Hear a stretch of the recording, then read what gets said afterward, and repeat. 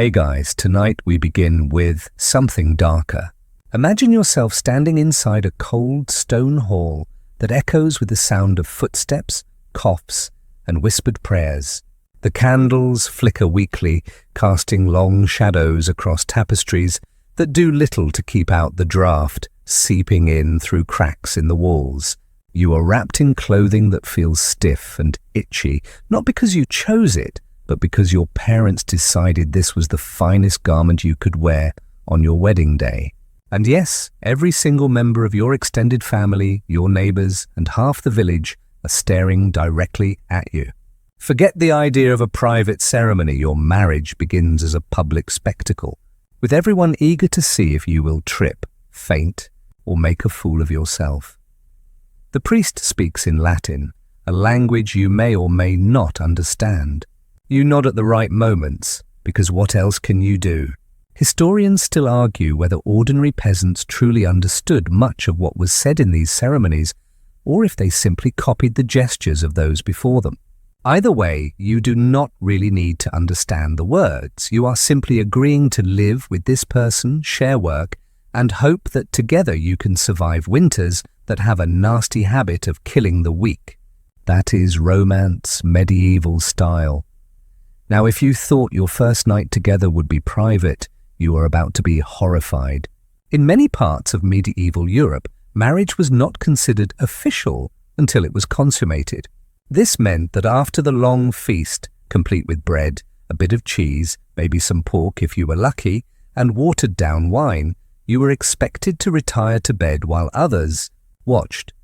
Or at the very least, they would stand outside your chamber, laughing, listening, and occasionally knocking on the door to offer unhelpful jokes. You would not last a day in this world of social pressure, where even your most intimate moment is treated like public theatre. The room itself is no honeymoon suite. The bed is stuffed with straw that crunches every time you move, and the sheets are rough linen.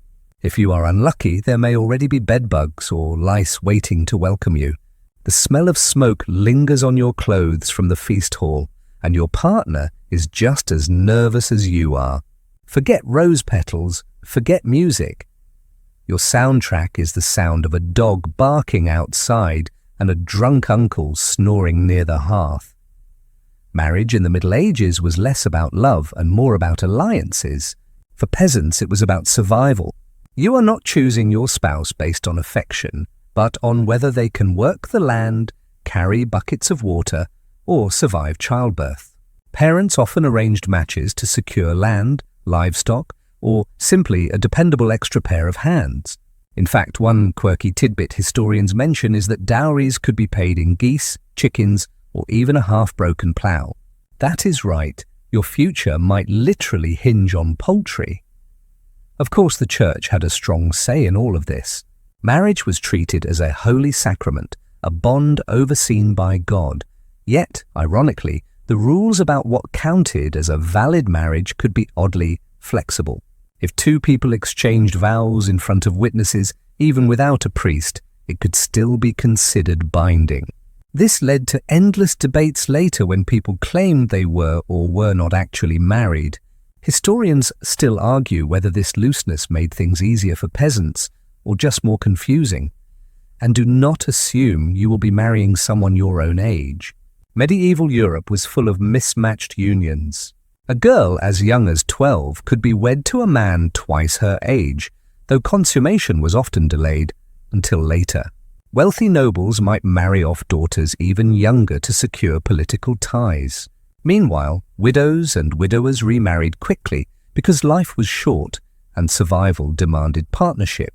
You are constantly reminded that personal feelings take a back seat to duty, land, and alliances as the fire in the great hall crackles lower and guests begin to stumble out. You realize your new life is about to begin. The cold air sneaks through the shutters, and you pull a rough wool blanket around your shoulders. Beside you lies your partner, equally uncertain, equally aware that this is not the stuff of romance tales. You are simply two people tied together by a contract, expected to make the best of it. It is uncomfortable. It is awkward. and it is the foundation of marriage in the Middle Ages, while modern weddings boast flowers, music, and carefully posed photographs. Your medieval wedding memory will be one of cold stone, nervous laughter, and the overwhelming awareness that everyone, from your family to the parish priest, has a stake in your private life. So, before you get comfortable, take a moment to like the video and subscribe, but only if you genuinely enjoy what I do here. And while you are here, let me know your location and local time in the comments. I always love seeing where you are listening from. Now, dim the lights, maybe turn on a fan for that soft background hum, and let us ease into tonight's journey together. Your marriage is only beginning, and the realities of medieval life are about to reveal themselves in ways you never imagined. You wake the next morning in a haze of smoke, stale ale, and aching limbs. The great hall smells of extinguished torches, spilled stew, and the sour tang of sweat left behind by drunken dancers. Your wedding is over, but the reality of your marriage has only just begun. You soon realize this is not a union built on affection or sparks of attraction. Instead, it is a carefully woven deal hammered out by your parents, neighbors, or sometimes even distant lords who barely know your names.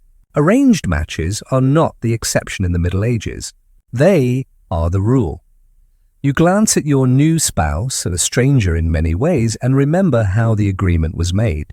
For peasants, it may have been as simple as two families sitting by the fire and discussing how many goats could be exchanged. For nobles, it was scribes scratching ink across parchment, noting dowries that included land, coin, and political leverage. One mainstream fact here: in 12th century Europe, noble marriages were so entangled with politics that kings often treated their children's weddings like strategic alliances on a battlefield. The right marriage could mean the difference between war and peace. As you trudge outside into the morning chill, villagers nod knowingly at you. Everyone is aware that your match was arranged, and most think nothing of it. Marriage is not seen as a union of hearts, but as a practical necessity. Survival in the Middle Ages requires cooperation, and there is little room for romance when your life expectancy hovers around 35. Love, if it comes at all, is something that must be coaxed from years of shared work, mutual exhaustion, and perhaps the rare shared laugh while mucking out a pigsty. And yet, there are strange quirks hidden within this system. Did you know that in some regions of medieval Europe, local customs allowed couples to trial their union before finalizing it? A quirky tidbit is that in certain rural communities, couples would be permitted to share a bed under supervision or even spend nights together fully clothed to test compatibility. It sounds almost modern, but it was steeped in practical reasoning. No one wanted a marriage that immediately collapsed, especially when property or livestock was involved. Historians still argue whether arranged marriages truly eliminated personal choice. There are recorded cases of peasants standing up to their families, refusing unwanted matches, or even eloping secretly. Court records reveal endless disputes between fathers, daughters, priests, and neighbors over whether a marriage was valid or should be annulled. The church's stance added fuel to these conflicts. Technically, two people could create a binding marriage by exchanging vows of consent, even without family approval. That loophole led to scandals where young couples claimed to be married against their parents' wishes. It is messy, confusing, and all too human. Back in your medieval shoes, however, you have little chance to rebel. Your parents likely agreed to this match months ago. Perhaps they sought to strengthen ties with another family to secure help during harvest. Maybe they were offered an ox or a plowshare, and that seemed a worthy exchange for your future. For many, daughters were treated as resources to be traded, while sons were expected to carry on the family's land and name. You may find this grim, but survival left little space for sentimentality. You spend the day adjusting to your new role. There is no honeymoon trip to the coast, no romantic getaway. Instead, you are already expected to work alongside your partner.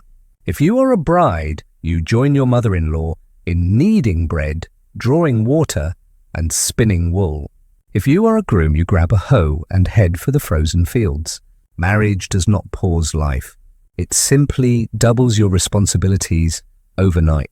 You have gained not only a spouse, but an entire extended family who now watches you closely, eager to see if you can carry your weight.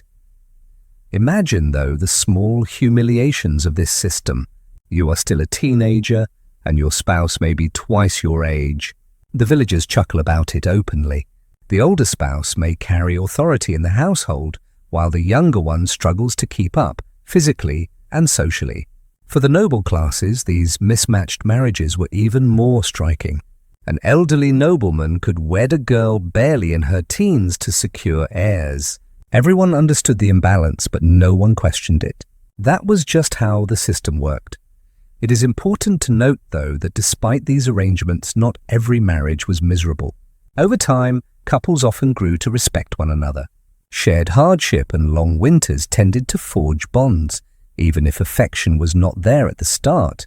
Some troubadours even wrote songs celebrating the beauty of love within marriage, though their audiences were often the wealthy elite rather than the muddy peasants you now embody. Still, these rare tales remind you that human hearts will always try to carve out warmth, even in cold systems.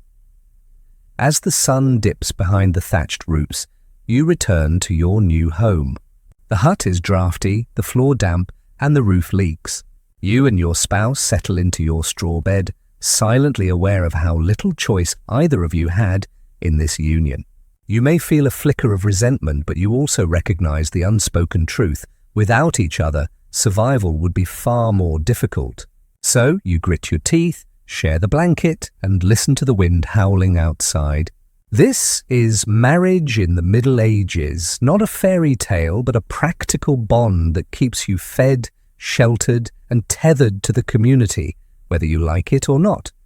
The weeks that follow blur together, and soon you begin to notice how much of marriage is about money, or rather, the absence of it. If you are a peasant, your dowry might have been a goat, a few blankets, or a modest patch of land. These humble offerings are meant to provide some stability for your new household. If you are higher born, however, the dowry is a calculated fortune: gold coins, parcels of fertile fields, rights to mills, or even whole villages promised as part of the marital contract. You realize quickly that marriage is not just about people joining together, but about property being shuffled like chess pieces on a board. The dowry is your safety net, but it can also feel like a chain. If you are a bride, your family may have scraped and saved for years to assemble your portion. That wealth does not remain yours. It passes into your husband's hands, bolstering his household's fortunes. Yet the whisper among women in the market is always the same: the dowry is insurance. If the marriage fails, or if your husband dies, it may be the one thing that secures your future. In medieval Italy, for example, dowry contracts were so detailed and legally binding that entire archives of them survive today, full of parchment inked with lists of pots, garments, and jewels. That is one mainstream fact, but there are also quirks in this system that would make you shake your head. In some rural parts of Northern Europe, dowries were not always money or land, but household goods like feather beds, cooking pots, or sometimes a prized pig. A quirky tidbit worth savouring. One record describes a bride who entered her marriage with a dowry of 3 geese, a spinning wheel, and her mother's old ladle. It may sound ridiculous, but to them these were tools of survival just as valuable as silver. Historians still argue whether the dowry empowered women or merely reinforced male control. On one hand, it gave brides a form of leverage, since the husband was expected to protect and preserve the dowry. On the other hand, since the property rarely remained in the woman's control, many scholars argue it simply transferred her family's resources into another man's grasp. Legal wrangling over dowries appears again and again in court documents, proving how central this practice was to medieval life. If you are on the groom's side of this arrangement, you might feel equally burdened. You are expected to provide a mourning gift, a sum or piece of property promised to your wife after the marriage.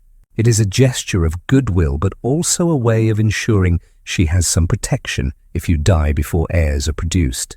The mourning gift might be a modest piece of jewelry for a peasant's wife, or for a noble bride, it might include castles, estates, or a chest of gleaming coins. Imagine standing before your wife with all the gravity of a man promising her a cow and trying to make it sound romantic. This financial tangle spills into daily life. Each purchase, each tool borrowed, each seed planted is weighed against the fortune or meagerness of your dowry. Villagers gossip about who brought wealth into their marriage and who came empty-handed.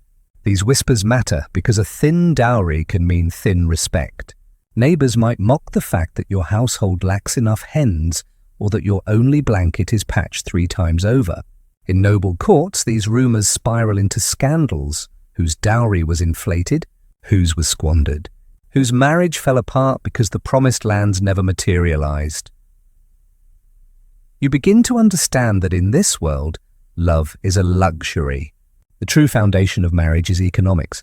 You look around your smoky hut, noting how the cooking pot, the wooden chest, and even the straw mattress are all part of the ledger that tied your families together. It is difficult to see romance in the shadow of ledgers and contracts. And yet you notice something curious. In many places, villagers hold informal feasts or gatherings where new couples exchange small gifts between themselves, separate from the dowry or mourning gift. These are trinkets, often symbolic: a carved spoon, a woven cord, or a hand-painted charm.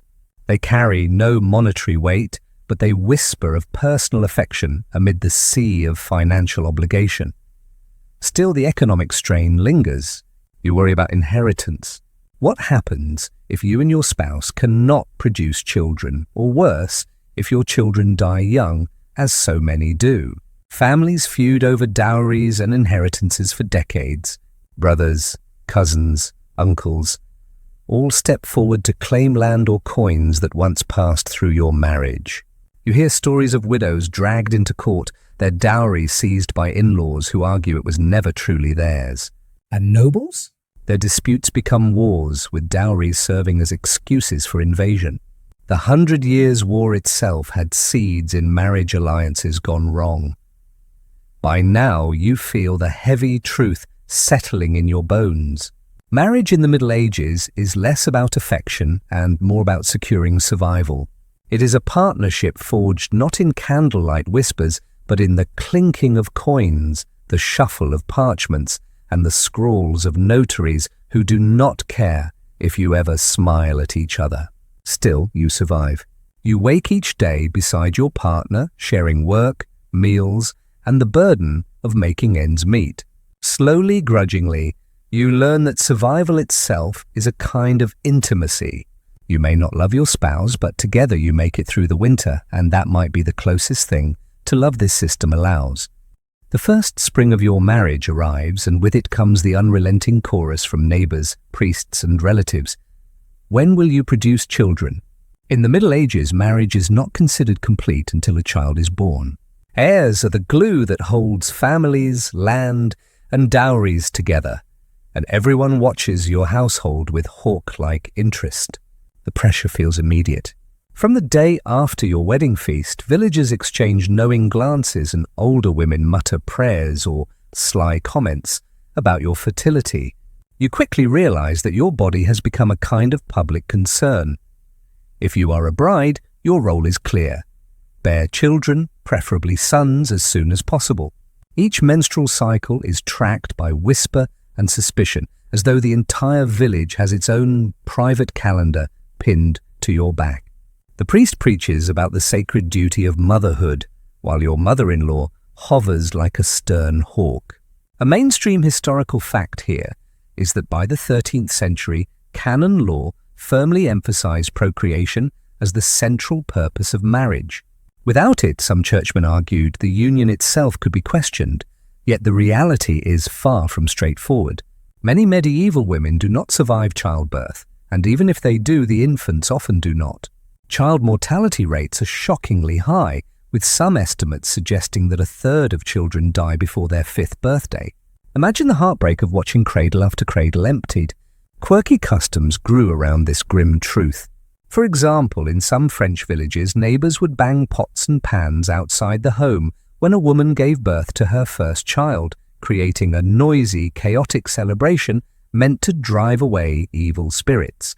A quirky tidbit, yes, but it shows how desperate people were to shield fragile lives from the unseen forces they feared. Historians still argue about how much control couples really had over their fertility.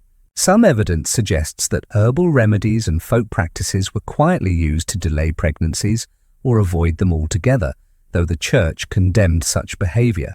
Was this widespread or rare? The debate continues. What is clear is that women whispered knowledge to each other in kitchens, fields, and gardens, sharing recipes for teas made from pennyroyal or rue, plants believed to influence fertility. Whether they worked or not, the fact that these practices existed shows a hidden layer of agency beneath the rigid structures of church and law. For men, the expectation is different, but no less demanding. A husband is judged not only by his ability to plough a field, but also by his ability to father children. If months pass without a pregnancy, villagers gossip cruelly. Perhaps the husband is weak, cursed, or unmanly. The shame cuts deep, and sometimes desperate families seek clerical intervention. Priests might order couples to perform public penance or bless their marital bed, sprinkling holy water in hopes of curing infertility. Picture the awkwardness of standing in church while your neighbors smirk, all because your bedroom remains silent. When children do arrive, the strain does not ease. The survival of your household depends on little hands and feet. Children are labor, after all. They fetch water, tend goats, gather firewood, and weave cloth. Every family wants many because each new mouth is also another pair of hands. But more mouths also mean more food, more blankets, and more space in your drafty hut. The balancing act is relentless. Pray for children, but not so many that you cannot feed them. For noble families, the stakes are even higher. Producing heirs is not just a matter of family survival, but of dynastic ambition. A barren noblewoman risks annulment, disgrace, or being packed off to a convent. A nobleman without sons faces rebellion, disputed inheritance, and the collapse of his legacy. Alliances forged by dowry can crumble if no heir is produced. There are recorded cases of kingdoms plunging into war because a royal womb failed to cooperate. To be married in such a world is to live with the constant knowledge that history itself may hinge on your fertility. Meanwhile, daily life continues. You spend sleepless nights with colicky infants, only to rise at dawn and work the fields. Cradles are hung from beams so you can rock them while spinning thread. Older siblings, barely more than toddlers themselves, are tasked with watching the younger ones. Each child who survives infancy becomes both joy and insurance. Still, you do not dare grow too attached in those early years because every cough, fever, or strange rash could mean sudden loss. Families love their children, yes, but they are also hardened by necessity. In quieter moments, you and your spouse share looks across the room, knowing that your bond is tested not by romance but by the struggle to keep your fragile offspring alive. You may feel affection grow between you, not because of candlelit declarations, but because you endure together. You trudge through mud to fetch water, you share bread during lean winters, you hold each other after burying a child in frozen ground. Love here is quiet, practical, and carved out of grief and resilience. As another spring turns to summer, you find yourself weary but stronger.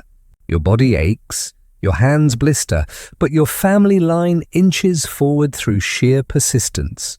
The whispers in the village quiet down once you have a child in your arms.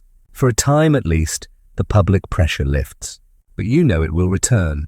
Always there is the expectation of more children, more heirs, more little lives to tether you to this world. And so your marriage continues, not as a tale of passion, but as a partnership built on survival, fertility, and the endless hope that tomorrow one more child will live. Summer deepens, and with it comes the rhythm of labor that defines your married life. There is no separation between household and workplace. Your hut is both bedroom and workshop, your field both dining table and battlefield.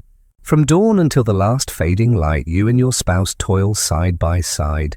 If you ever imagine marriage as a private retreat, the medieval world quickly reminds you that it is a public performance. Neighbors watch how you plow, how you spin, how you argue, and even how you carry your tools. A weak couple is pitied, sometimes mocked, but a hard-working one is praised as a pillar of the village. Work is not divided neatly, but there are patterns. Husbands are expected to plow, sow, and repair tools. Wives spin, weave, cook, and mind children. Yet in reality, everyone crosses lines. When harvest comes, you are both in the fields from morning till dusk. If the cow goes missing, you both chase it through the forest. One mainstream fact here: records from manorial rolls in England show that women frequently appear alongside men in lists of agricultural labourers, proof that work was shared, though often undervalued in writing. The rhythm of labour is brutal. The day begins before the sun with the crow of roosters. You stumble to the yard, fetching water with stiff arms while your spouse sharpens tools. Children cry, animals bleat, and neighbours shout across fields. Work is survival, and there is little chance to rest. Evenings are not for leisure, but for mending clothes, patching roofs, and preparing for another round of exhaustion. Your body aches constantly, but so does your spouse's, and that shared ache becomes an odd kind of bond. There are quirks in this life that would make modern minds blink. A quirky tidbit: in some villages, it was common for married couples to share shoes between them. If only one spouse needed to leave the house, they wore the shoes, while the other stayed barefoot. Leather was expensive, and in a household stretched thin, even basic clothing was a communal resource. Imagine the humour and frustration of arguing over who gets the boots on a rainy day. Historians still argue about whether medieval peasant marriages were oppressive or cooperative. Some insist that women's endless domestic burden shows the dominance of patriarchy, while others argue that households were more balanced partnerships than many later societies. Court records of husbands suing on behalf of their wives, or wives managing estates while their husbands were away, reveal a complexity that defies simple answers. The debate continues, a reminder that the texture of everyday life cannot be smoothed into a single narrative. As you trudge through these days, the boundaries between spouse and co-worker blur. Arguments flare in the fields about how deep to dig or how long to thresh. Neighbours overhear spats about chickens, grain, or who is lazier. These quarrels become village gossip, retold in taverns with smirks and laughter. Yet beneath the irritation lies necessity. You cannot afford to separate. Without each other, the labour would crush you.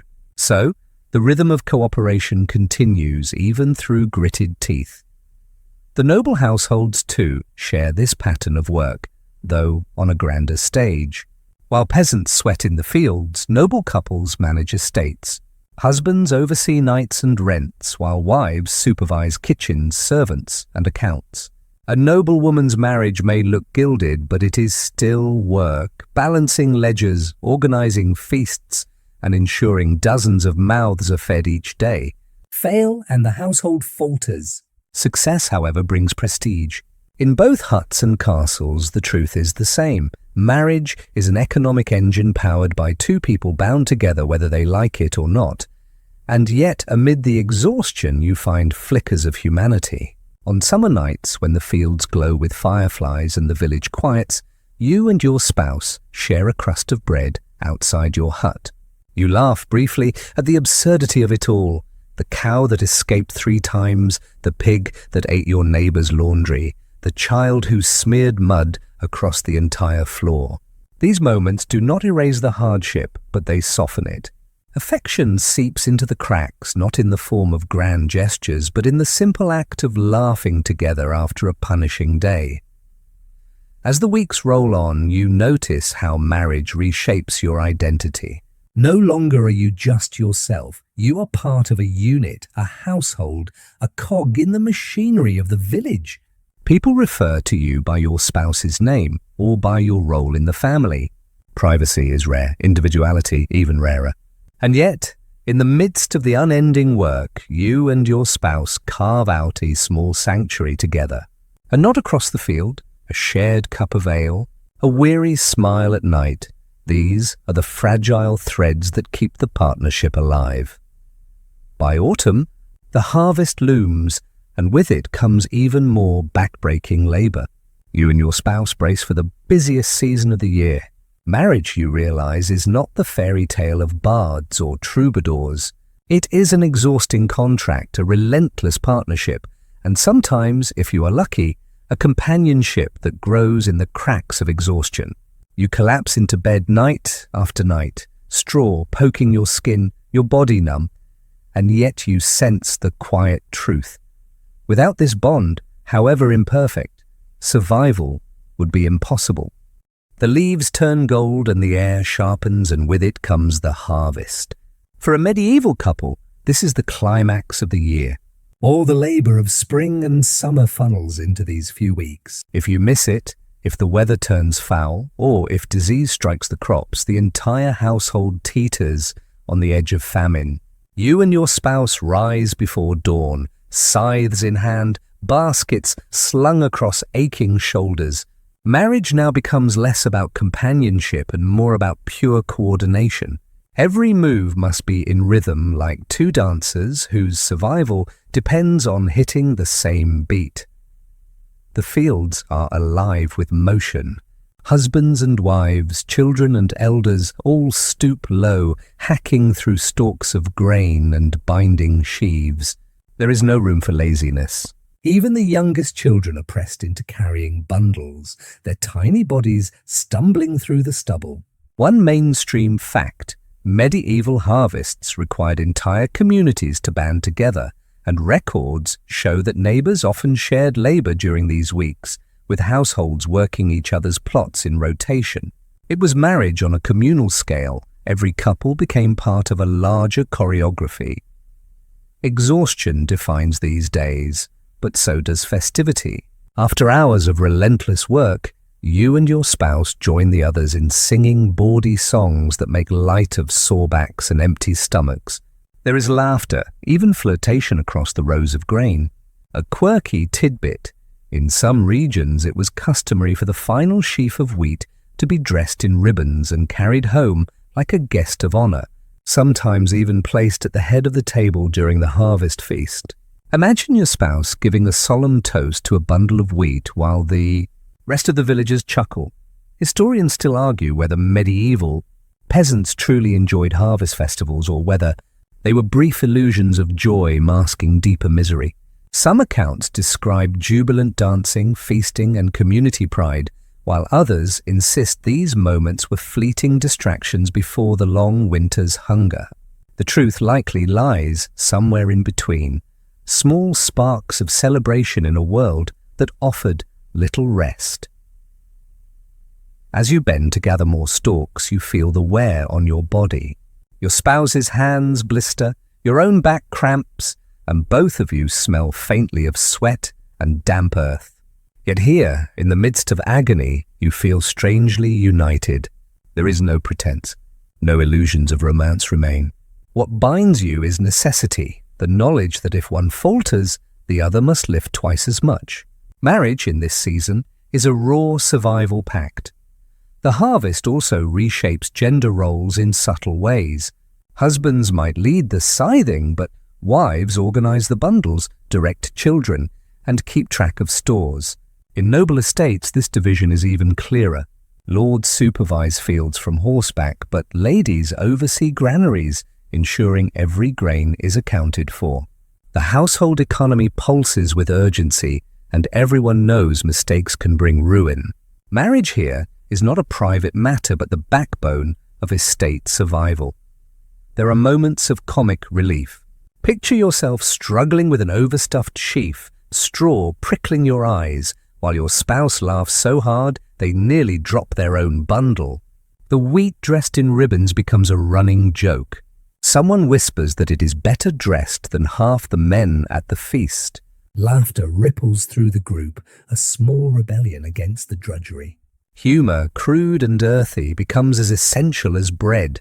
As the last sheaves are gathered, the festival begins. Torches flare, ale flows, and roasted meat fills the night air. Couples dance clumsily, feet sore from weeks in the fields. You and your spouse sway together, ungraceful but joyful. This is not a courtly ball, but for one night it feels like magic. The partnership forged in sweat and toil finds release in music and ale. You glimpse the person beside you not as a co-worker, but as the companion who has trudged through every blister and storm at your side. Still the shadow of winter looms. The granaries must be filled, the sheaves threshed, and the grain stored. Every laugh at the feast is tinged with anxiety. Will it be enough? Will rats or mould take their share? You and your spouse count the sacks again and again, measuring survival in bushels. The romance of the harvest festival fades into the reality of cold months ahead. And so, as autumn deepens, you fall into bed beside your spouse, bodies heavy with exhaustion. The hut creaks in the night wind, and the faint smell of straw clings to your skin. Tomorrow will bring more work, more aches, and more whispered debates about whether the food will last. But for now, you hold on to the faint warmth of companionship, a fragile ember against the vast cold that lies ahead. Winter settles in, harsh and unrelenting, and with it the small wooden hut becomes both your refuge and your prison. Snow piles high against the door, drafts whistle through every crack in the walls, and the fire sputters as you feed it precious scraps of wood. You and your spouse huddle close, wrapped in coarse wool, listening to the wind shriek like a living thing. Marriage now takes on a new shape, not the bustle of shared labour in the fields, but the tense endurance of close quarters. Day after day, night after night, you sit across from each other with nowhere to go, no one else to talk to, and little to eat. Meals shrink into grim routines. Thin gruel made of barley, stale bread softened in ale, and on rare occasions a scrap of dried meat. Every bite is measured against the dwindling stores in the corner. A mainstream fact worth remembering, medieval diets were heavily seasonal, and by midwinter peasants often lived almost entirely on grains and whatever could be preserved from the harvest. Vegetables were rare, fruits a luxury, and hunger a constant companion. In this cramped space, every habit of your spouse magnifies. The way they chew, the way they sigh, the way they poke the fire, it all grates against your patience. Yet there are moments when shared suffering turns into quiet intimacy. You laugh together when the stew tastes more like smoke than food. You groan together when the roof leaks onto your straw bed. These small jokes become lifelines, proof that even in the worst conditions, humour softens misery. Quirky customs grow from this winter confinement. In parts of Germany, couples would carve simple charms from wood or bone during the long nights, exchanging them as tokens of endurance rather than romance. A quirky tidbit here, some of these charms were shaped like spoons, symbolizing the hope that food would return in spring. It was a way of saying, we made it through together. Historians still argue whether winter was truly a season of rest for medieval peasants, or if the work simply shifted indoors. Some accounts emphasize that fields lay dormant, giving families a chance to recover. Others point to endless tasks, spinning wool, mending tools, weaving baskets, tending animals. The truth is, likely both. Your body might rest from ploughing, but your hands never stop. You realize that even in the dead of winter, marriage means constant work, shared or divided, and no escape from obligation. The church also looms heavily in these cold months.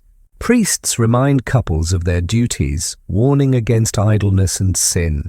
Confession becomes a stern reminder that even in marriage, intimacy must serve the purpose of procreation. The bed you share is not entirely yours. It belongs in the eyes of the church to God's design. Privacy is an illusion, for even behind closed doors, doctrine follows you. You may roll your eyes at this intrusion, but the sermons echo in your mind regardless. Still, there are odd moments of festivity. The midwinter feast of Christmas or its local equivalents break the monotony. Villagers gather in the hall, singing, exchanging gifts, and sharing whatever food remains. You and your spouse shuffle in, half frozen, but for a night, the air is filled with warmth. There is roasted pork, spiced ale, laughter that shakes the rafters. For a brief moment, you glimpse what marriage could be if it were not constantly shackled by hunger and obligation. You dance clumsily, laugh too loud, and forget the gnawing in your stomach, yet the cold always returns.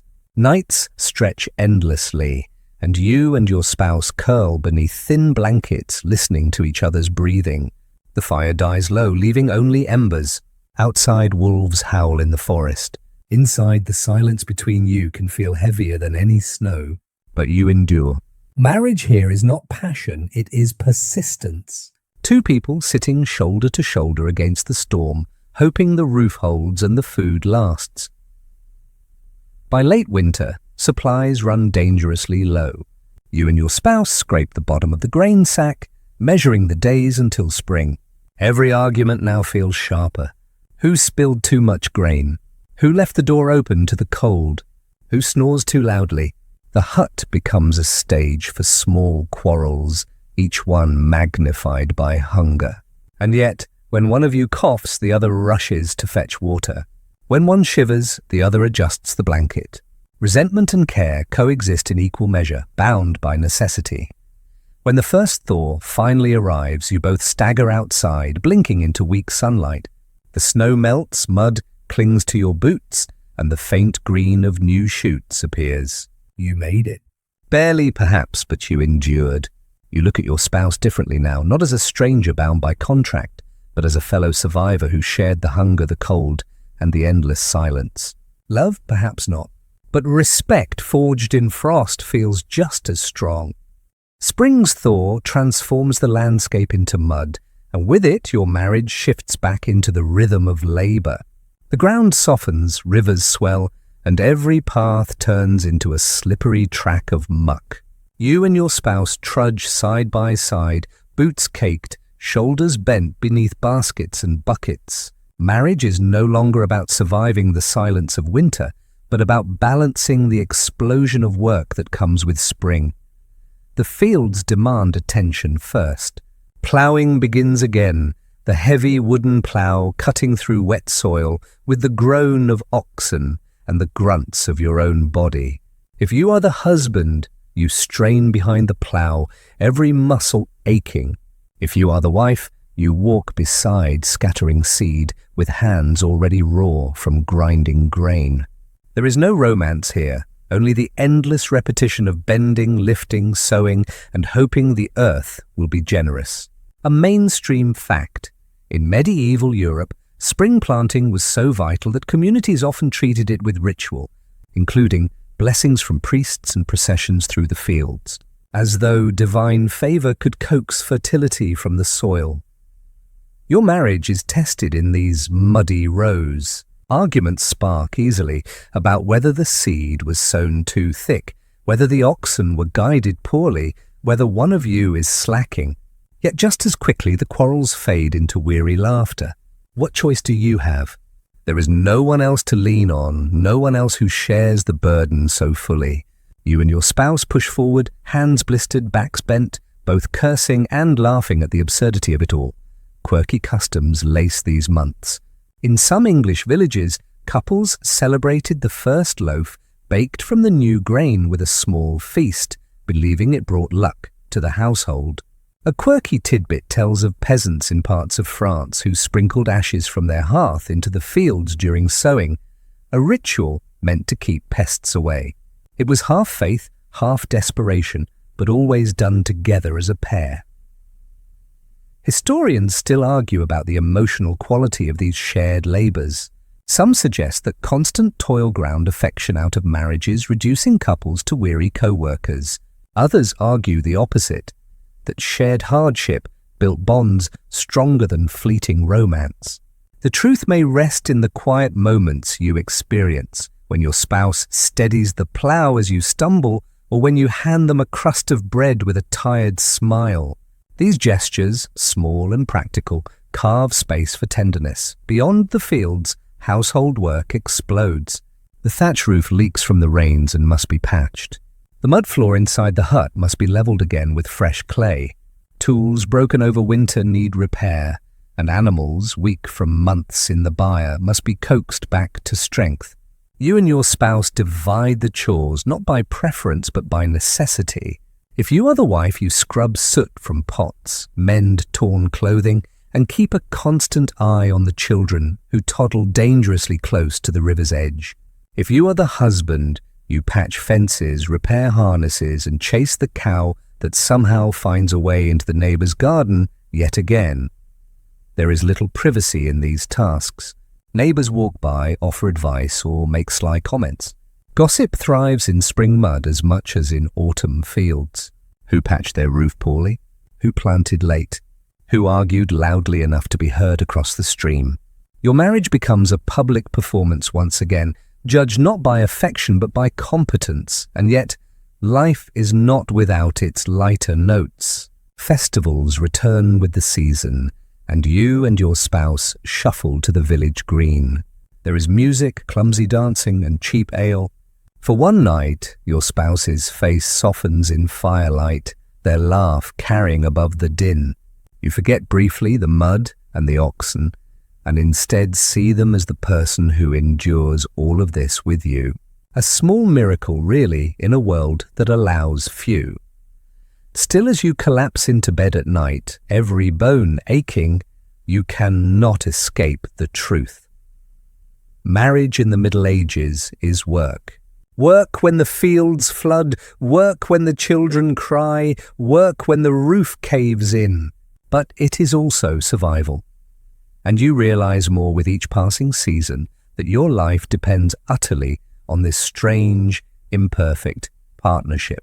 You share bread, you share burdens, and in the rarest of moments, you share laughter that feels like gold. The rains begin to slow and the shoots of green push through the soil. The earth, once frozen and barren, promises harvests to come. You and your spouse watch together, standing in mud, hand-stained, faces weary. It is not love in the way troubadours sing of it, but it is a bond that feels unshakable. Side by side, you step into another season, your marriage forged anew in mud and toil. The green of spring deepens into the warmth of summer, and with it comes an undeniable truth. The wife's role in marriage is never a small one. If winter was about endurance and spring about planting, summer is about relentless work that seems to fall disproportionately into her hands. The household is a living, breathing thing that consumes every moment of her energy, and you feel the weight of it pressing down daily. The rhythm begins before sunrise. You rise from the straw bed, shake out lice from your tunic, and head straight to the hearth. The fire must be coaxed back to life from yesterday's embers, and the day begins with grinding grain into flour. Hours of labor on a quernstone turn your arms sore, but the bread must be ready by midday. At the same time, animals need feeding, water must be hauled from the well, and children must be managed, each task demanding both hands at once. A mainstream fact. In medieval England, records from manor courts mention women fined for failing to maintain bread quality, showing how even the simple act of baking was tied to law, economy, and reputation. Your husband's work is visible, often praised in the fields or by the Lord's reeve. Yours is invisible, tucked away in the smoky hut, yet no less vital. Without bread, there is no harvest feast. Without spun thread, there are no clothes. Without water, there is no life. And so, though villagers may laugh about a wife's chatter or complain about her nagging, beneath it lies grudging respect. Everyone knows that without women's endless labor, households collapse. Quirky customs often develop to acknowledge this hidden work.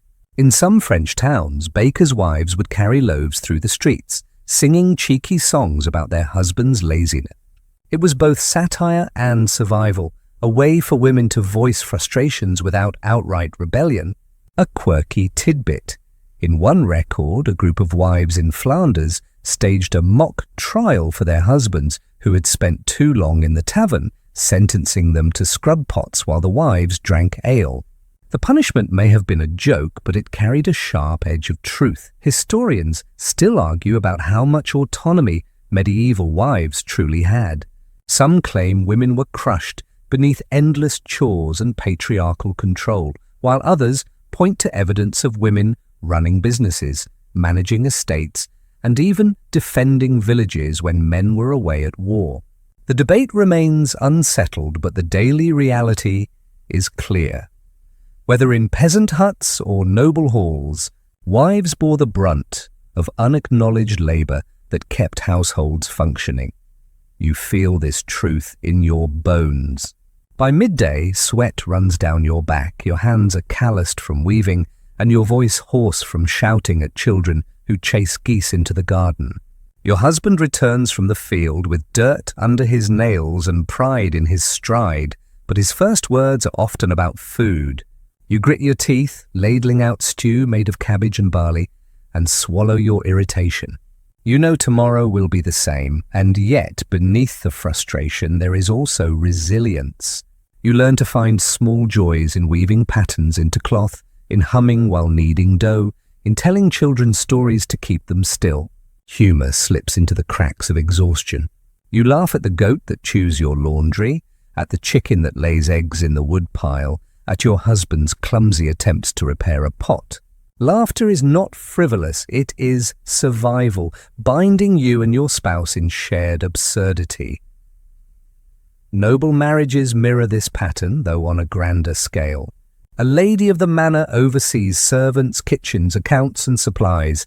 She directs maids, ensures spices are not wasted, and manages correspondence with tenants. Her work may be hidden behind layers of hierarchy, but it is no less exhausting. If she fails, the entire estate suffers. Whether peasant or noble, the wife's invisible labor defines the success or failure of marriage.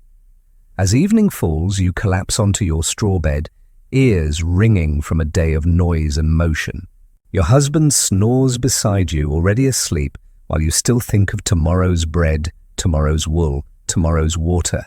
You sigh, tug the blanket higher, and try to steal a moment of peace. You know your neighbors will gossip, the priest will preach, and the fields will beckon again at dawn. But you also know this truth. Your work sustains not only your marriage, but the entire fragile chain of survival that binds your household to life itself. So you close your eyes, exhausted but resolute, knowing that the quiet strength of a wife in the Middle Ages is the foundation upon which everything else rests, even if few are willing to say it aloud. The rhythm of daily life holds steady until suddenly it shatters. A messenger arrives carrying news of war. Your husband is called to serve, whether as a levy under the Lord's banner or as part of a larger campaign.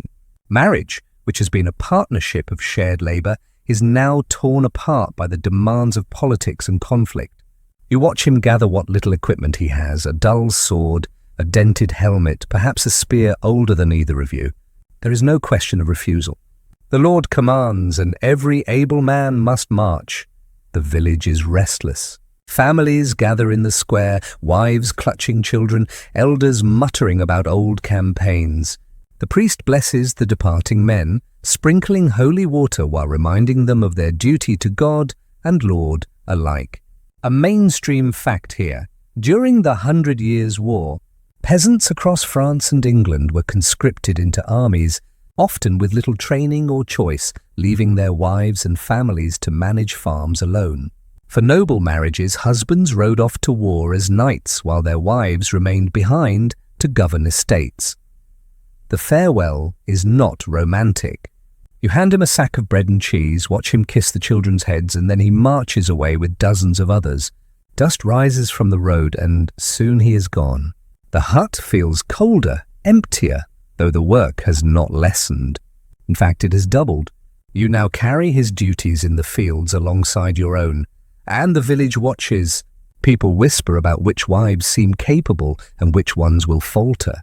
Some offer help, others sharpen their gossip. Every stumble, every failure to keep pace becomes fodder for judgment. You feel the sting of scrutiny daily, as though the entire community waits to see whether your marriage survives this separation. Yet there is resilience in this burden. You shoulder the plough, you barter in the market, you speak with reeves and bailiffs. You become both halves of the marriage at once, and though exhaustion grinds at you, pride flickers in knowing you endure. Quirky customs rise around such times. In some villages, wives would wear their husbands' hats or belts while working the fields, a symbolic act to show they carried his role until his return. A quirky tidbit: in certain parts of Italy, women even led small militia groups to defend fields and homes when the men were away, proof that absence demanded transformation. Historians still argue about how much independence wives truly gained during these absences. Some argue it was temporary authority, erased the moment husbands returned. Others suggest it planted seeds of quiet agency, as women learned to manage households and estates with competence that could not be ignored. The debate lingers, but what is certain is that these months or years of absence reshaped marriages in ways neither spouse could anticipate. Noble women faced this too, though on a grander scale. When knights rode off to crusades or campaigns, their wives often took charge of castles, overseeing not only servants, but also defense, finances, and diplomacy. Some became skilled leaders in their own right, though always under the shadow of their absent husbands. Whether in huts or halls, marriage bent under the weight of war. Letters sometimes bridged the gap, though not for peasants. For nobles, parchment carried across miles could bring instructions or words of longing. Yet most couples endured silence. You imagine your spouse somewhere far away, sleeping on cold ground, eating stale bread, clutching his weapon as fear presses down. And he perhaps imagines you struggling in the fields, children tugging at your skirts, wolves howling in the forest. That imagined connection becomes its own form of intimacy. But war does not always bring return. Some men come home years later, scarred and silent. Others never come back at all, leaving wives widowed, remarried, or cast adrift in poverty. Each day you wake without news, the uncertainty gnaws at you. The marriage exists in limbo, stretched across distance and danger. As summer turns to autumn once more, you continue his work as well as your own, collapsing into bed each night with aching limbs. The hut is too quiet without his snores, but also easier without his muddy boots scattered across the floor. You feel the contradiction, resentment at his absence, relief at your competence, longing for his return. Marriage has become something stranger now, a memory, a duty, and a question of whether he will ever walk through the door again. And so, you wait, enduring, your life narrowed to fields, bread, and silence. War has stolen your partner, but it has also revealed a truth you cannot ignore. Marriage in the Middle Ages is not just about presence, but about how you survive absence. The weeks stretch into months, and still your husband does not return. Rumors ripple through the village, battles fought far away, men lost, men captured, men who will never come home. You live each day with a knot of uncertainty, forced to carry on as though nothing has changed. Marriage in this season feels like a shadow, a bond that exists without a partner. Your mornings begin the same way, hauling water, tending to the fields, coaxing reluctant animals back to health after a long winter. You shoulder tasks that once belonged to him, pushing the heavy plough yourself or bargaining with a neighbour to lend an ox for a share of the harvest. The ache in your shoulders deepens, but you grit your teeth and endure. A mainstream fact, records from manorial courts show women frequently listed as managing farms and paying rents in their husband's absence, proof that survival demanded female authority when men marched away, But your labor is not confined to fields alone. Children cling to your skirts, hungry and restless, needing food and comfort. You mend torn tunics by candlelight, patch thatch roofs, and barter in the market. Your hands are never still, your mind never quiet. Each night you collapse onto the straw bed, too weary even to dream. And when you glance at the empty space beside you, you feel the strange mix of longing and anger that comes with abandonment, even when it was not by choice. Quirky customs grow in such times. In parts of England, villagers joked that wives of absent men grew sharper tongues and stronger arms, for they must scold and sew in equal measure. A quirky tidbit: in one French chronicle, women who managed farms during prolonged wars were nicknamed plough widows, a title that mixed mockery with respect. The term lingers in your mind as you guide the oxen, sweat dripping down your brow, wondering whether that is how your neighbors see you. Historians still argue about how these roles shaped gender dynamics in the long run. Some claim women's temporary authority vanished the moment their husbands returned, reabsorbed into old hierarchies. Others argue that these experiences left marks, both practical and psychological, giving women confidence and subtle leverage in households and communities. The debate continues unresolved, like the silence that fills your hut each night. The noble classes echo this story differently. Ladies of castles oversee not only estates but also defence. They write letters to allies, inspect fortifications, and negotiate with tenants.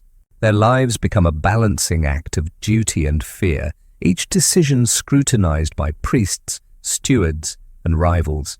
You might imagine their halls as gilded and warm. But the same cold truth applies. Absence reshapes marriage, stretching bonds until they either snap or hold fast by sheer will. The loneliness cuts deeper as time drags on. Neighbors whisper, their eyes sharp with suspicion. Some wonder if you will remain faithful. Others gossip about which wives secretly meet with other men. Even without proof, the rumors sting, for reputation in this world is as fragile as a clay pot.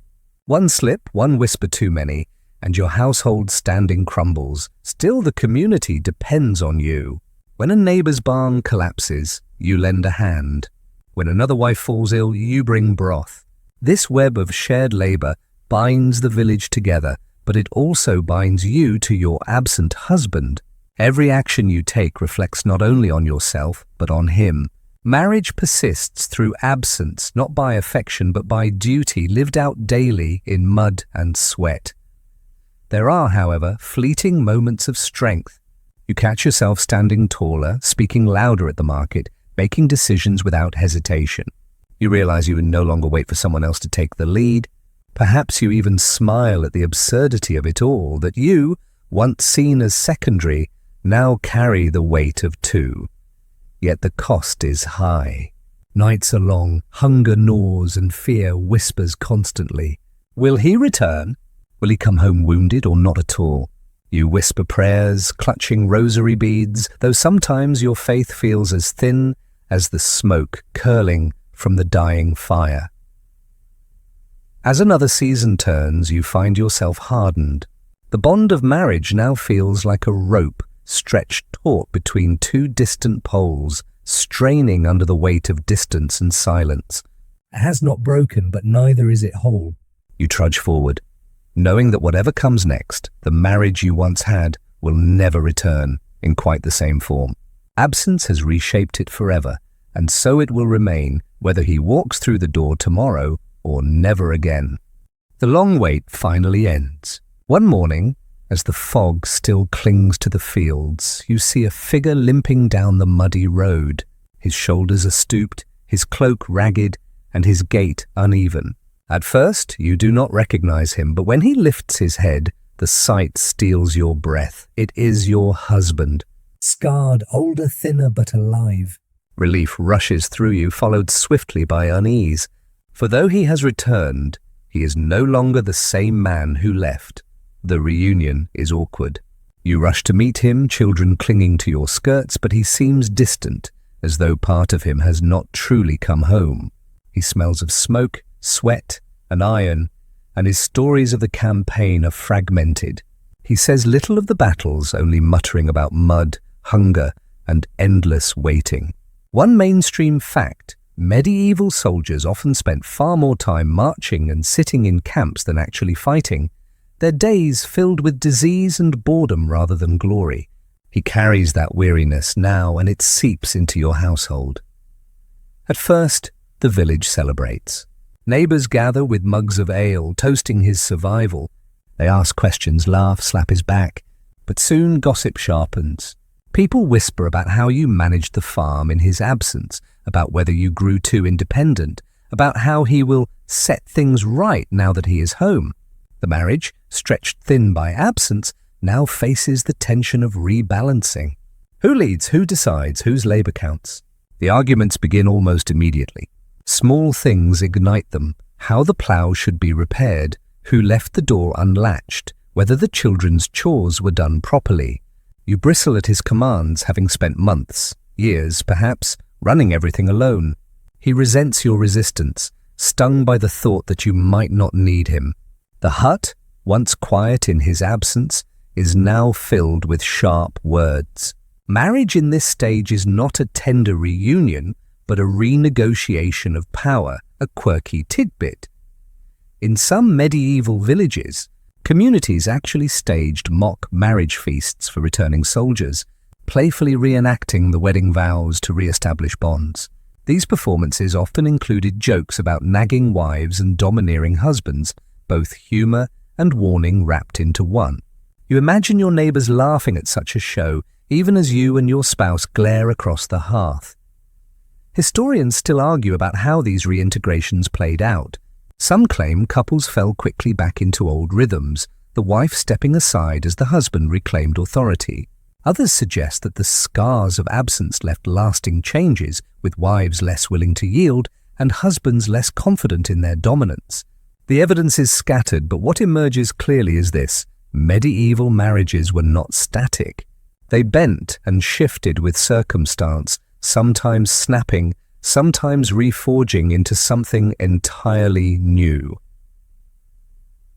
At night, you lie side by side again, the straw rustling beneath you. His snores return, a sound both irritating and oddly comforting after so much silence. You feel torn, resentful of the arguments, relieved by his presence, fearful of losing the independence you carved out. He too feels conflicted, unsure whether he is returning to a wife or confronting a rival. This uneasy tension defines your days. The children, meanwhile, watch and listen. They mimic your arguments, repeating your sharp words as jokes in the yard. They laugh, but you feel the sting. The entire household absorbs the friction, like a roof sagging under heavy snow. Yet strangely, the quarrels also signal something alive. Silence would mean indifference. Anger, however, still carries the spark of engagement. Community judgment only heightens the strain. The priest reminds you of your duties, sermon after sermon, insisting wives must obey and husbands must lead. Neighbors nod knowingly, but you sense the sideways glances, the whispered bets about how long before another public quarrel erupts. You wonder if every household is the same behind closed doors. Surely others snap about spilled grain, lost tools, or muddy boots. But your quarrels feel sharper, perhaps because they are weighed down with all the months of absence. Still, amid the arguments, there are moments when the bond flickers through. He patches a broken fence while you bring him ale, and for a moment, you smile at each other like old comrades. He tells the children a story from the campaign, and you watch their wide eyes mirror the awe you once felt. There are times when you laugh together again, though the laughter comes rough, edged with all that has passed between you. Marriage, you realize, is not a single shape. It is a thing that stretches, strains, and reshapes itself with every season. Absence, return, arguments, reconciliations all weave together into a fabric that is patched, torn, and mended over and over. It is not smooth or perfect, but it endures. And as the nights grow shorter, you and your husband find yourselves sitting together by the fire, not in harmony perhaps, but in a weary kind of partnership that is its own form of survival. Your quarrels spill beyond the hut. One evening, as the village gathers in the square to discuss rents and tithes, your sharp words with your husband turn into a shouting match for all to hear. The reeve clears his throat, neighbours murmur, and before you know it, your private dispute is dragged into the community's judgment. In the Middle Ages, marriage is not solely between two people. It is a social contract monitored and policed by church and neighbours alike. The following Sunday, the priest's sermon seems pointed.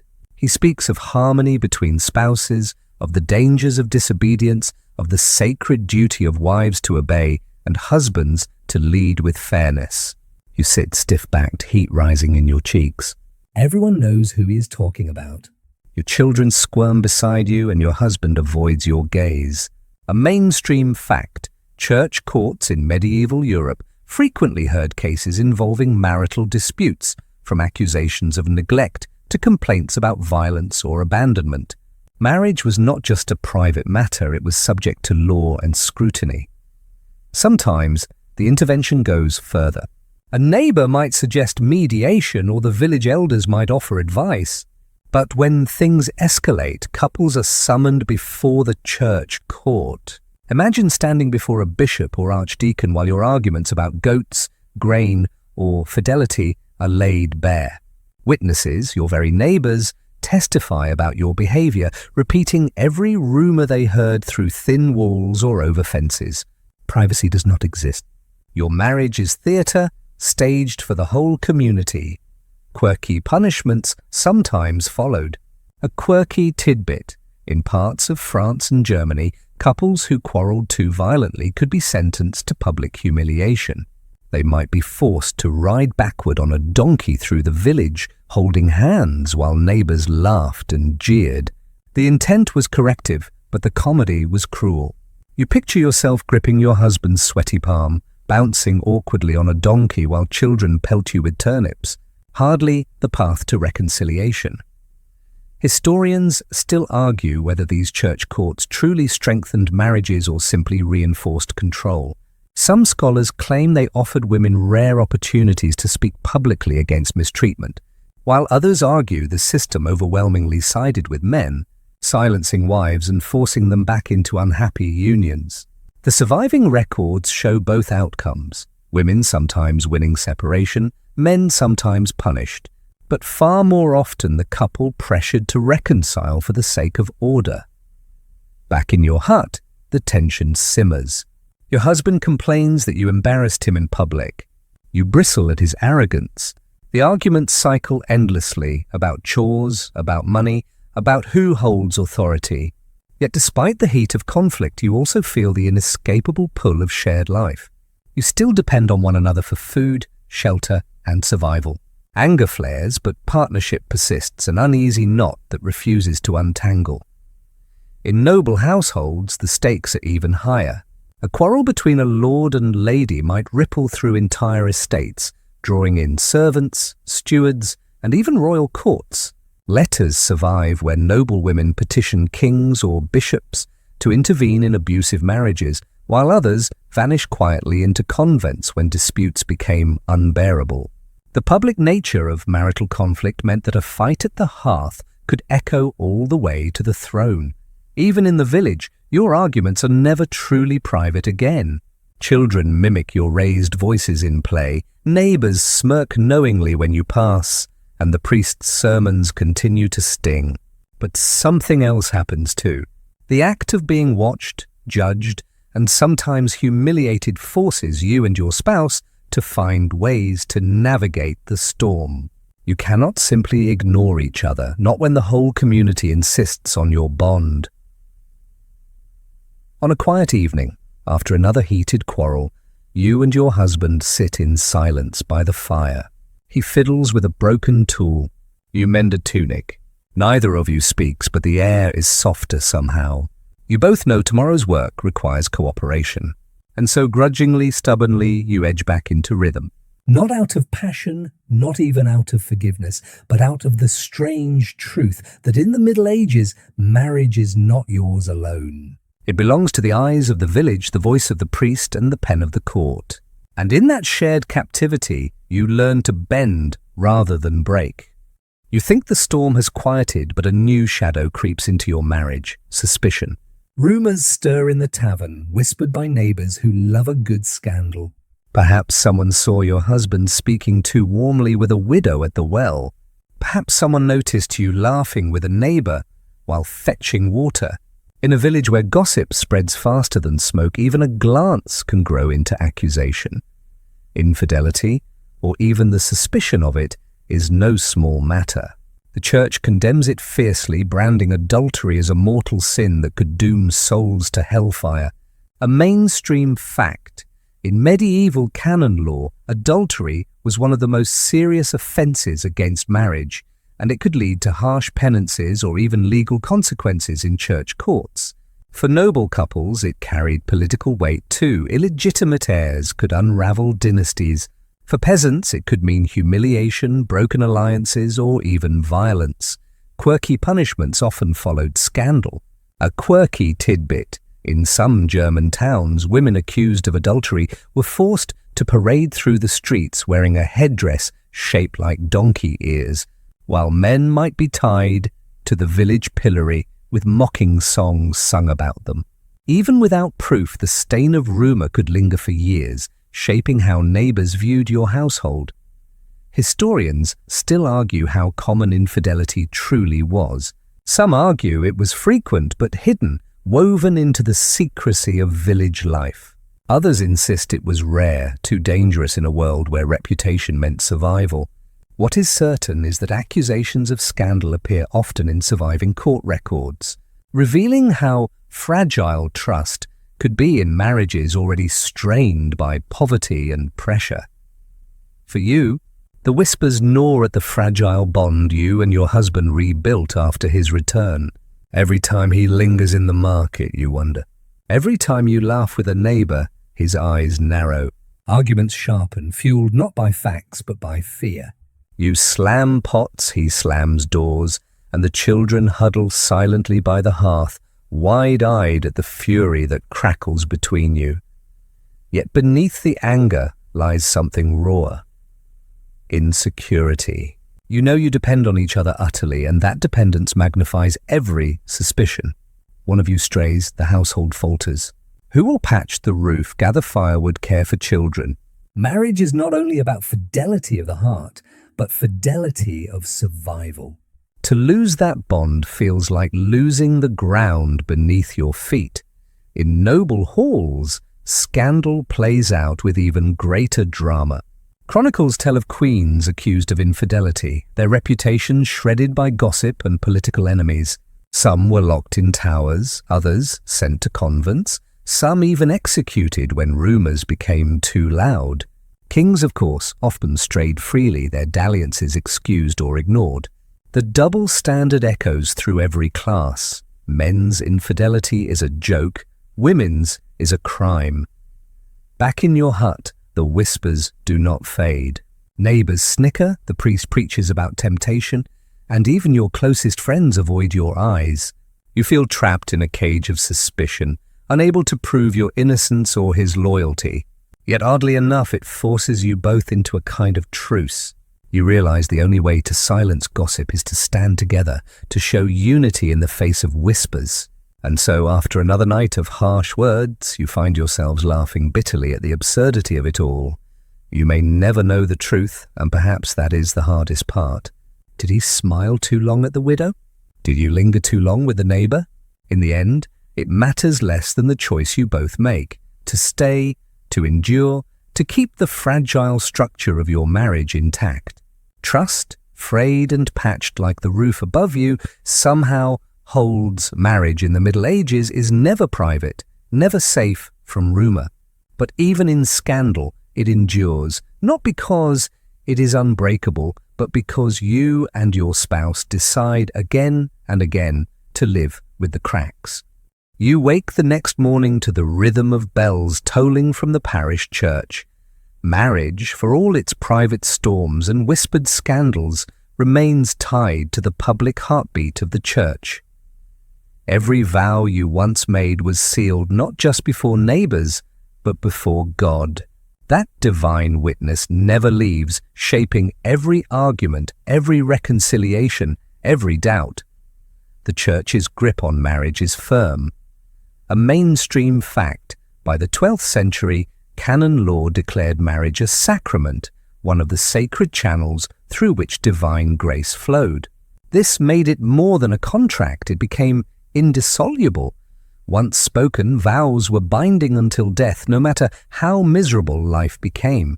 Divorce, as you would imagine it today, did not exist.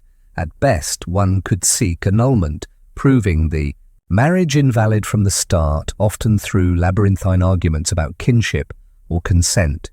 For peasants, annulments were almost impossible. Only the rich could maneuver through legal loopholes. The Church sought to enforce purity and order, but its control reached unevenly. Priests preached fidelity, yet bishops often winked at noble indiscretions. Quirky tidbit: some priests themselves secretly married or kept concubines, even while condemning laypeople for less. In England, records show priests fathering children openly, who later became trouble for parish inheritance. Hypocrisy ran alongside holiness, as it always does. Historians still argue whether the Church's strict stance strengthened marriages or trapped people in misery. Some believe it gave women protection, ensuring their husbands could not cast them aside casually. Others claim it locked the powerless into harmful unions with no escape. Both may be true depending on whose perspective you inhabit, the wealthy wife with land to protect, or the peasant girl beaten by her spouse with no priest willing to intervene. As you sit in the chilly nave of the church, the priest preaches about Adam and Eve. He reminds the congregation that Eve was made from Adam's rib, a helper but also a warning. He warns the women not to tempt men into sin, and he warns the men to love their wives as Christ loved the church. You listen, perhaps with skepticism. The sermon is lofty, yet you know too well how hunger and sickness grind lofty ideals into dust. Still, the rituals bind you. Baptisms, marriages, and burials all weave your household into the church's fabric. When you quarreled with your husband, you confessed it to the priest, receiving penance of prayers or almsgiving. When gossip gnawed at your name, you swore before God it was false. When sickness struck, you begged saints for protection. Your marriage is not only between you and him, it is an endless triangle with the church looming at the third corner. On feast days, the church provides rare moments of joy. Couples sit together under banners of saints, eating blessed bread and drinking ale brewed for the festival. You watch others and wonder if their marriages also feel so fragile beneath the smiles. Do they too argue over firewood? Do they also lie awake fearing betrayal? Or do they find peace in faith, believing God strengthens the bond even when human will falters? Marriage in the medieval world is soaked in prayer, confession, and ritual. You cannot separate your private bed from the public altar. Even the consummation of marriage was sometimes observed indirectly, with witnesses waiting outside the chamber to ensure vows were sealed. Privacy as you imagine it today is foreign. Your life belongs to the community, to God, to a network of obligations stronger than your own desires. Yet in rare moments, the rituals give you comfort. When the priest places his hand upon your head, in blessing, you feel something loosen in your chest. Perhaps the vows are heavier than you can bear, but perhaps they are also the net that keeps you from falling entirely. The church, flawed though it may be, reminds you that marriage is meant to endure, not because it is easy, but because it weaves you into a story bigger than yourself. So you walk back from Mass beside your husband, not holding hands, not smiling broadly, but simply walking together. The villagers see you side by side, and that is enough. Gossip fades for now. The church bells echo behind you, each peal another. Reminder, in this world, marriage is not just about two souls, it is about order, duty, and salvation itself. You find yourself pausing in the village square, watching as two weddings unfold in very different fashions. On one side, a noble procession winds toward the great hall. Trumpets blare, banners flap in the wind, and richly dressed retainers carry trays of gifts. On the other side, a peasant couple stands quietly before a priest under a wooden porch. Their vows are whispered. Their feast will be a single roasted pig, and no parchment records the union. Two marriages, worlds apart, yet both equally binding. In the medieval world, class dictates every detail of marriage. A mainstream fact, noble unions were almost never about romance. They were political chess moves. A duke might marry his daughter to secure a border alliance, while a king might wed a widow to claim her late husband's lands. The higher the rank, the less say you had in whom you married. Your heart belonged not to yourself, but to dynastic strategy. Peasants, by contrast, enjoyed a surprising degree of choice. As long as the Lord approved, you often picked your spouse from neighbours or nearby villages. That freedom, however, did not mean easier lives. It meant facing poverty together instead of apart. The quirky tidbit. Even nobles sometimes defied expectations. Eleanor of Aquitaine shocked Europe by annulling her first marriage and promptly marrying the future King of England, scandalizing clerics. On the lower rungs, a farmer might wed a widow to claim her plough and oxen, which were often considered better assets than beauty or youth. Marriage was always practical, but the scale of its practicality shifted with your social standing. Historians still argue whether medieval peasants truly married for love more often than nobles. Some records hint at affection in wills and letters, but others show marriages arranged by parents and lords, even among common folk. The line between choice and obligation was always blurred. A young man may have chosen a wife, but only from a pool deemed acceptable by his lord and priest. If you are noble, your marriage begins with ceremony and spectacle. You stand beneath vaulted ceilings, exchanging rings of gold. The priest invokes saints, and scribes record your vows on parchment to be sealed in wax. Guests shower you with gifts, embroidered linens, jeweled goblets, perhaps even a trained falcon. You smile, but deep inside you know you have just stepped onto a stage where every action will be judged by political consequence. Your marriage is not your own. It belongs to your dynasty. If you are peasant, the scene is humbler. Your wedding may happen at the church door in full view of neighbours. The feast might be bread, stew, and ale brewed in someone's backyard. Guests bring small gifts, a chicken, a jug of cider, or a set of wooden spoons. The laughter is loud, the dancing clumsy, but the joy is raw. No parchment preserves your vows, but everyone in the village remembers them, and that memory is more binding than any seal. Yet the burdens come quickly. As a noble wife, you are expected to manage estates in your husband's absence, to bear heirs who cement alliances, and to avoid scandal at all costs. Your every move is watched. Whispered rumors of infidelity could spark wars. As a noble husband, you are expected to provide military service and expand your holdings, treating your wife as both partner and pawn. As a peasant wife, your duties are endless. You tend the fields, the hearth, and the children, often working harder than your husband. If he is conscripted into war or forced into labor, you bear the load alone.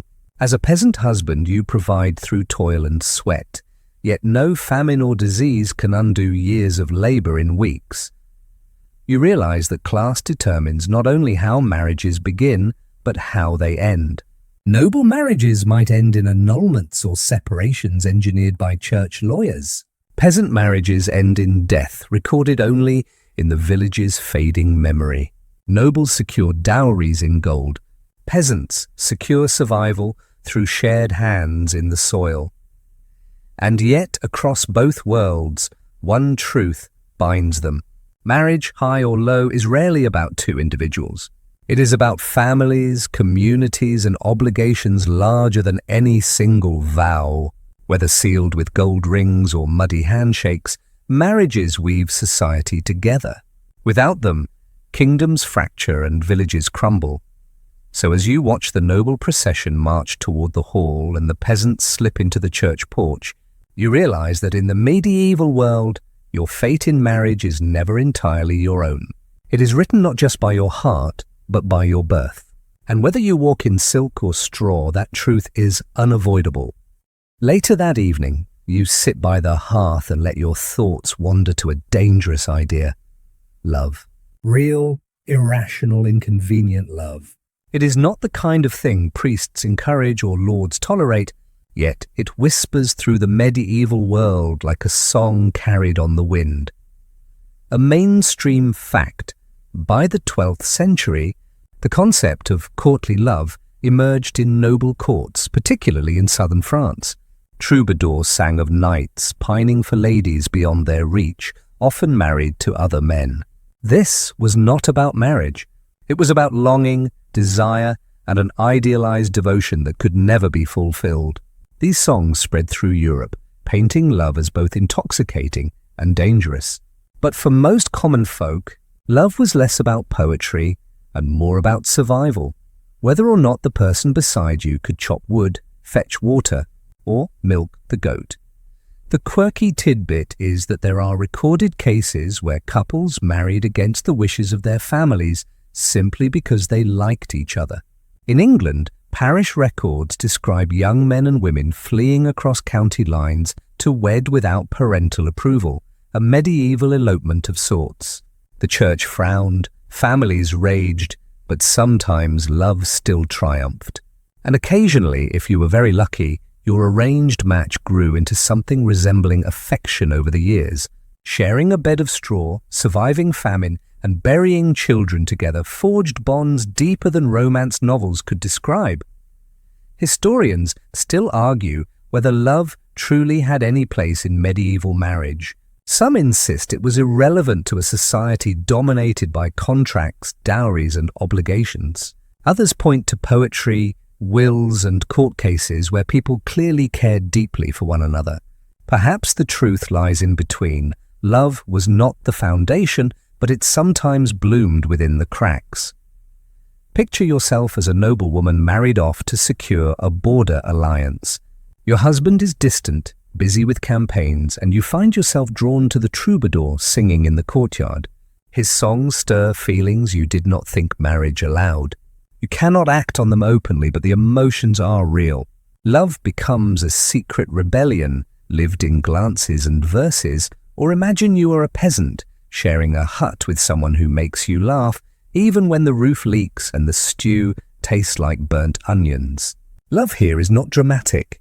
It is the small smile when they hand you the first loaf from the oven, or the warmth of a shared blanket when the night is colder than the fire. Affection does not erase hardship, but it makes it bearable. Even the church, stern as it was, acknowledged this possibility. Priests reminded couples to treat each other with kindness, citing St. Paul's words about husbands loving their wives as Christ loved the church. Of course, the sermons also hammered obedience, but in the spaces between commandments, people carved out genuine tenderness. In noble courts, the language of love grew so elaborate that it influenced literature for centuries. Tales of Tristan and Isolde, Lancelot and Guinevere blurred the line between romance and sin. Love became both idealized and feared, celebrated in poems yet punished when it threatened the social order. For peasants, love was more practical. Affection might come later, but marriage began with labor and necessity. Still, songs and festivals allowed even the humblest to dream of something softer than survival. You realize that love in the Middle Ages was a gamble. It might never come, or it might come in the wrong form at the wrong time. It could elevate a dull life or destroy a dynasty, but if it arrived even fleetingly, it reminded people that beneath the contracts, sermons, and gossip, marriage was also a story lived between two souls. So as you sit by the fire, listening to the muffled laughter of couples in nearby huts and the faint strum of a lute drifting from the manor, you understand why people kept dreaming of love. It was the one thing neither lord nor priest could legislate entirely, a fragile spark in a cold world, glowing against the draught. The fire in the hearth has long burned down to embers, and as you stretch your aching back, you cannot ignore the truth that sits heavier than smoke in the air. Marriage is not only about vows or affection. It is also a legal chain forged by ink, wax, and witnesses. A mainstream fact. By the late Middle Ages, marriage was increasingly formalized in church law. You could not simply say, "We are married," and expect the world to honor it, though technically, mutual consent spoken in the present tense was enough. Priests and lawyers insisted on witnesses, bans, public announcements of intent to wed, and in some cases written contracts. These rules tied marriage firmly to law, ensuring disputes could be dragged into church courts where bishops would weigh every detail. The quirky tidbit.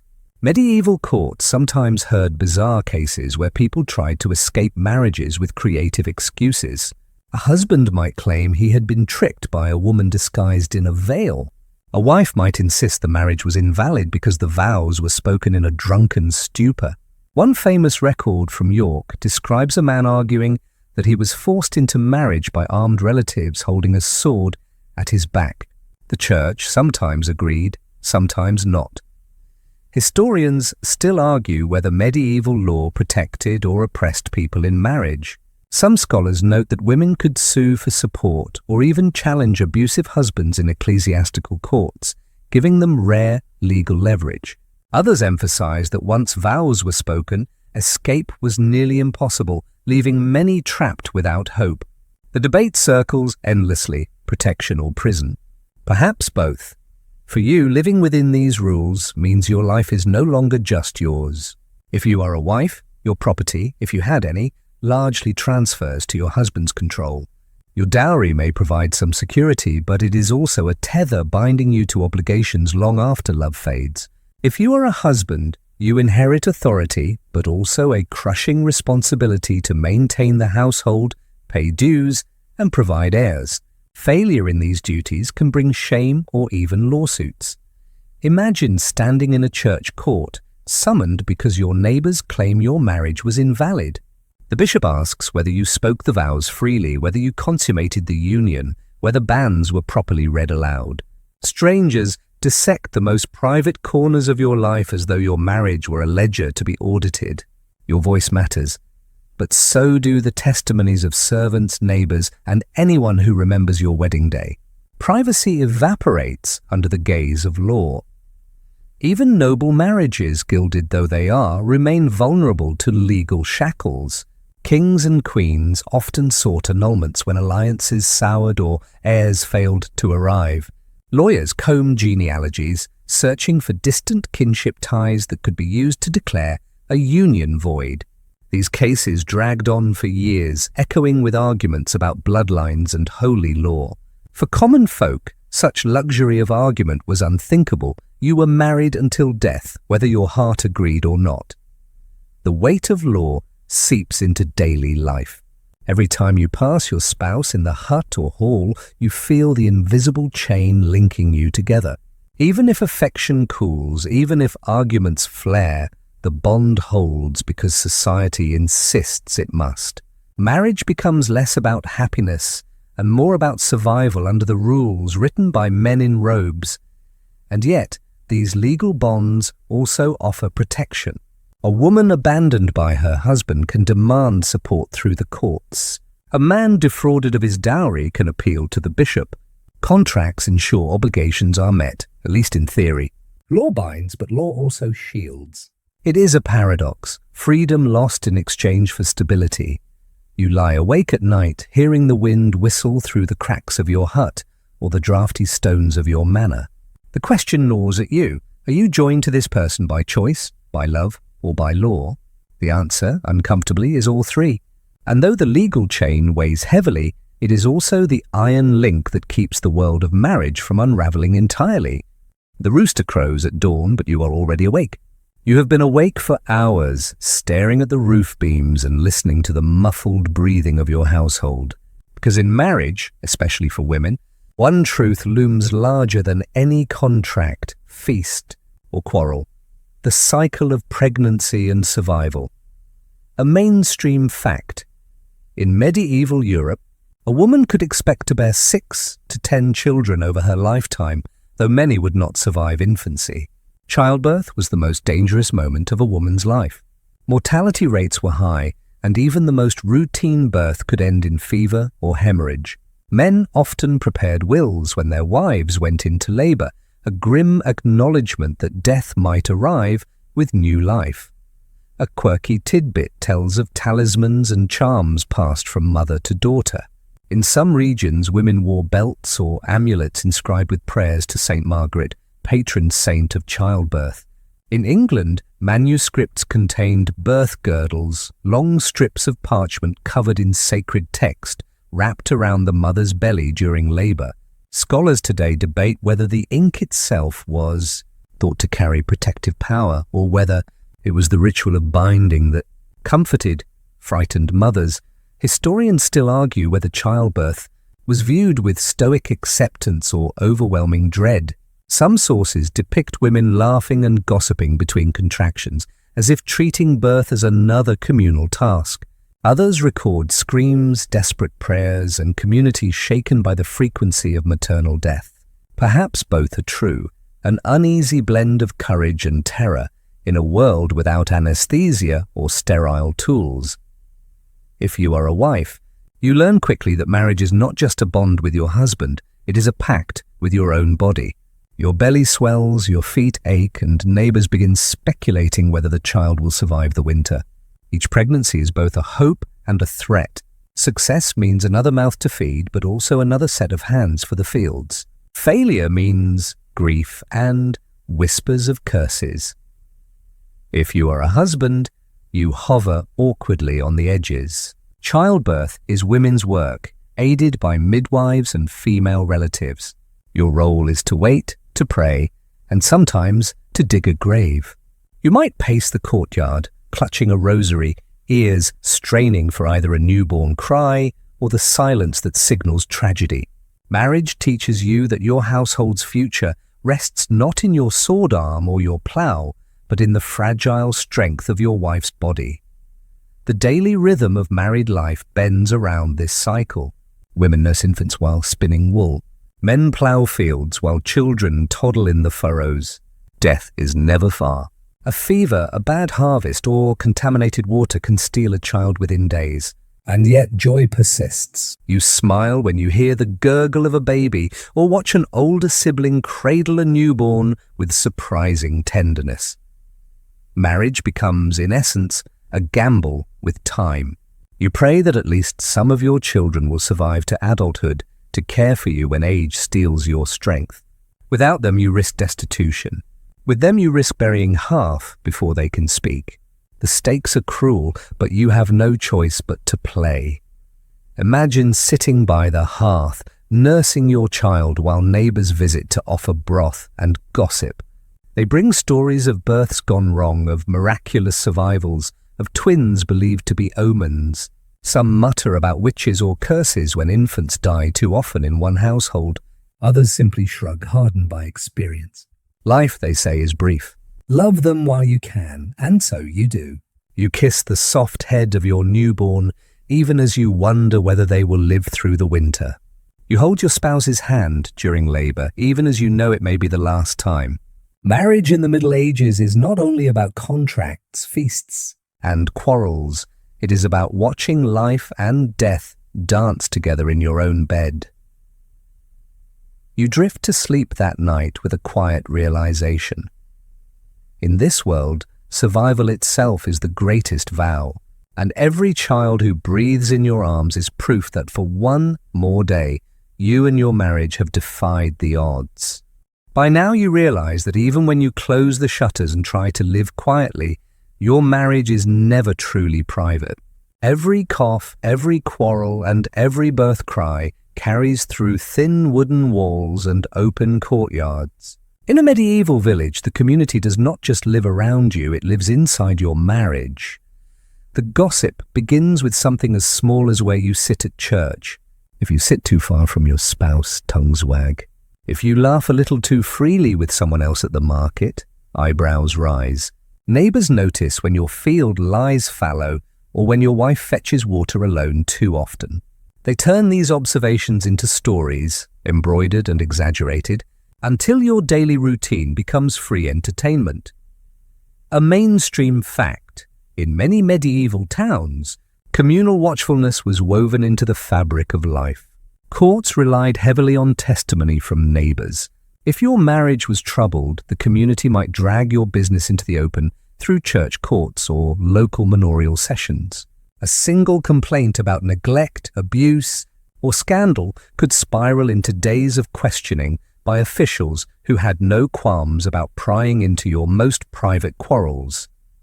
A quirky tidbit surfaces from village records. Sometimes, neighbours staged mock trials in the streets for couples who fought too loudly.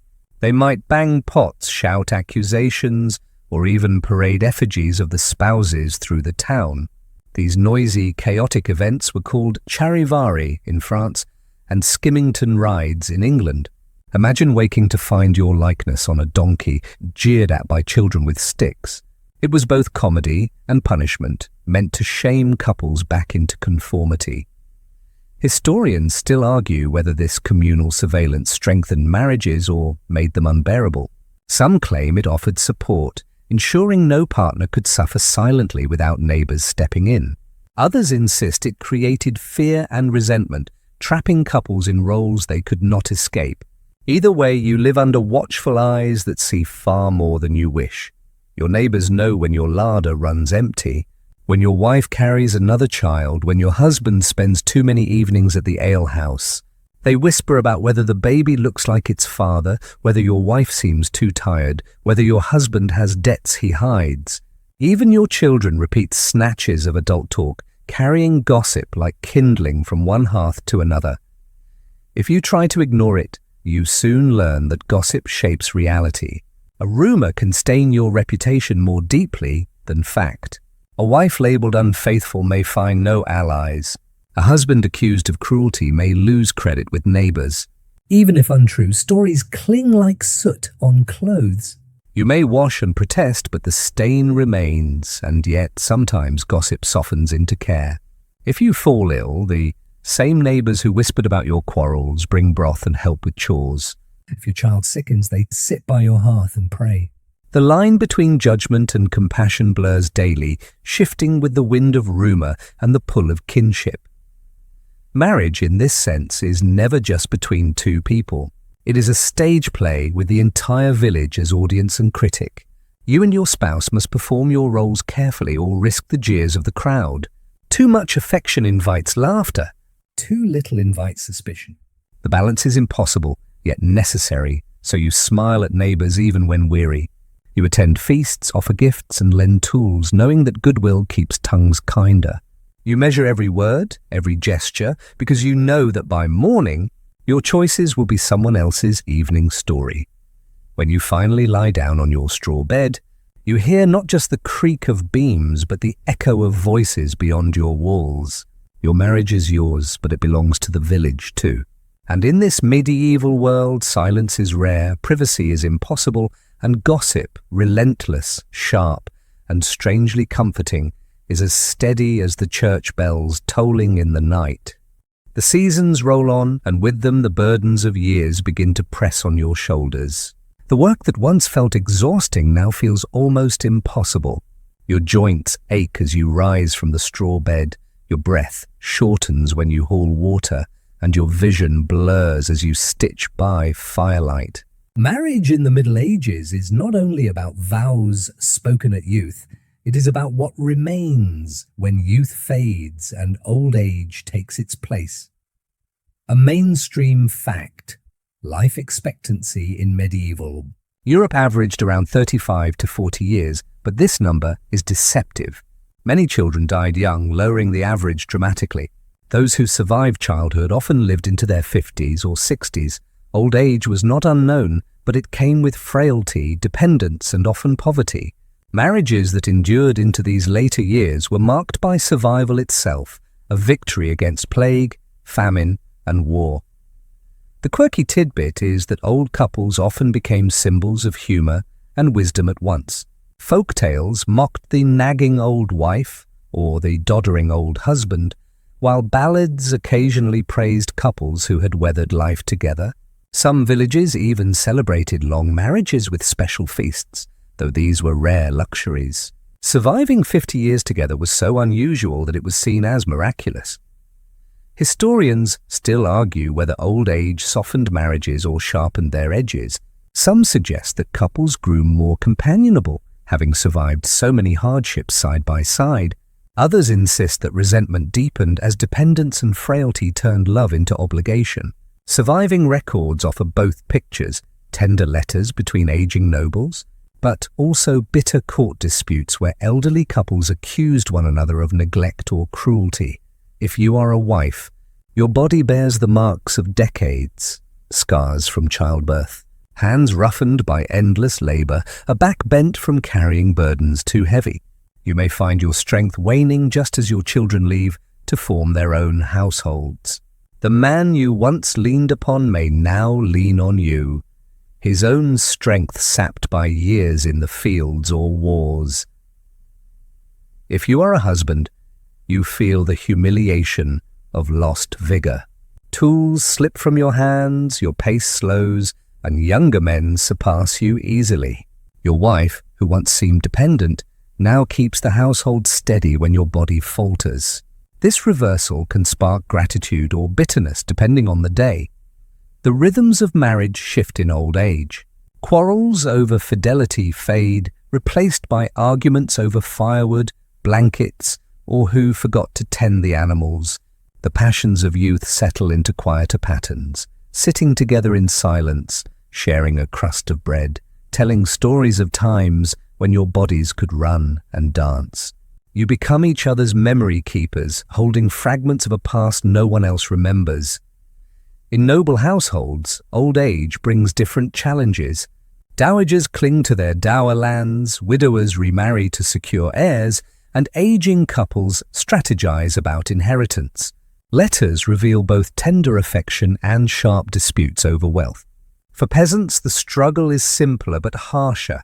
Will your children feed you when you can no longer work?